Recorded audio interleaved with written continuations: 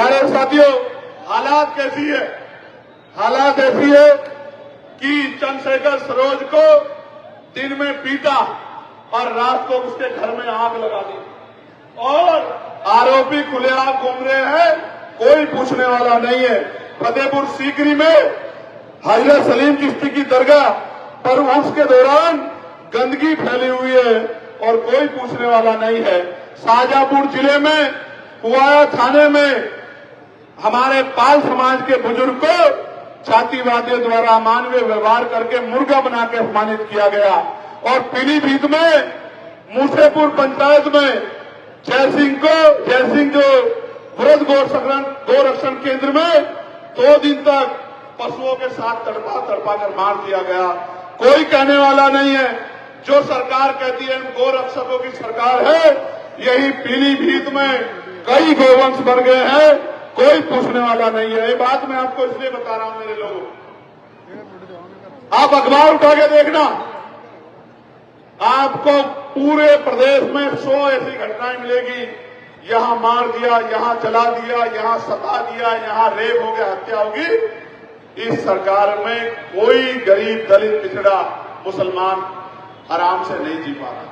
मैं मुस्लिम भाइयों को भी कहना चाहता हूं, आपने सबको आजमा के देखा है, सबको ताकत दी है। कहीं बुलडोजर चल रहा है, कहीं इनकाउंटर हो रहा है और बीजेपी के एक विधायक ही कह रहे थे, मैं एक इंटरव्यू में सुन रहा था, देवेंद्र सिंह जी, वो कह रहे थे 90% इनकाउंटर झूठे करवा रही है सरकार और अधिकारी अपने नेताओं को खुश करने के लिए करवा रहे हैं। मैं आपको बताना चाहता हूं, ये गुंडागर्दी की सरकार का इलाज ये नीले झंडे वाले ही करेंगे। मेरी बात को आप याद,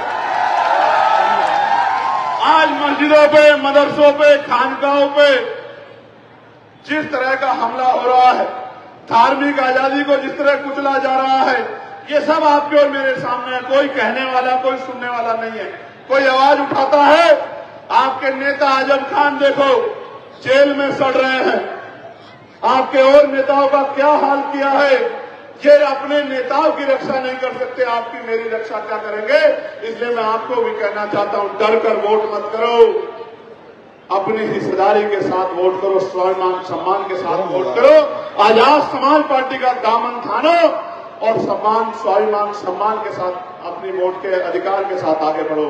अगर आप डर कर वोट करोगे तो वही मिलेगा जो मिलता है। फिर मत कहना कि आओ चंद्रशेखर भाई हमें बचा लो, बचा लो, बचा लो। क्यों? क्योंकि और तो कोई आपकी बात को सुनने वाला नहीं। आप चेक करके देखो, मैं आपसे कह रहा हूं, अल्पसंख्यक आयोग ने पिछले 11 साल में एक भी रिपोर्ट पेश की है, एक भी रिपोर्ट। और इतना नेता किसी ने सवाल नहीं किया कि फिर ये आयोग कर क्या रहा है। अगर ये एक भी रिपोर्ट पेश नहीं कर रहा, फिर ये नेता कर क्या रहे, फिर ये आयोग कर क्या रहा है।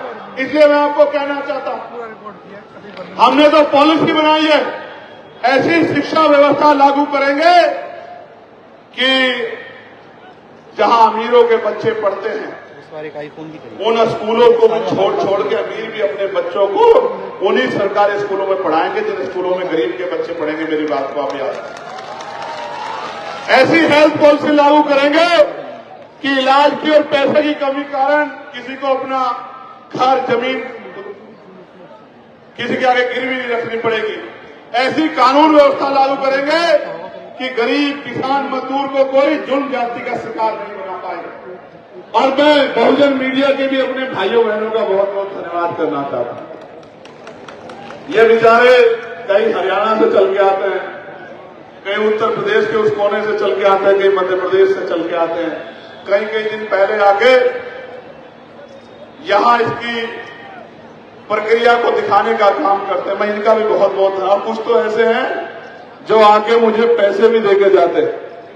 एक छोटी बच्ची जो बाराबंकी में नहीं मिल पाई थी, उसके पिताजी, क्या नाम है, मैं नाम नहीं जानता, क्या नाम है उनका, सियाराम, वो पीछे खड़े हैं। वो बड़े गुस्सा हुए कि मैंने 1 महीने तक, कहते कहां से आते हैं लोग, कोई कहता पैसों पे बुलाए जाते हैं, कोई कहता फलानी पार्टी के हैं, लेकिन सियाराम भाई जैसे लोग जो 1 महीना रिक्शा चला के प्रचार करते हैं और बिल भी नहीं पाते हैं, ऐसे लोगों का नेता आज चंद्रशेखर आजाद।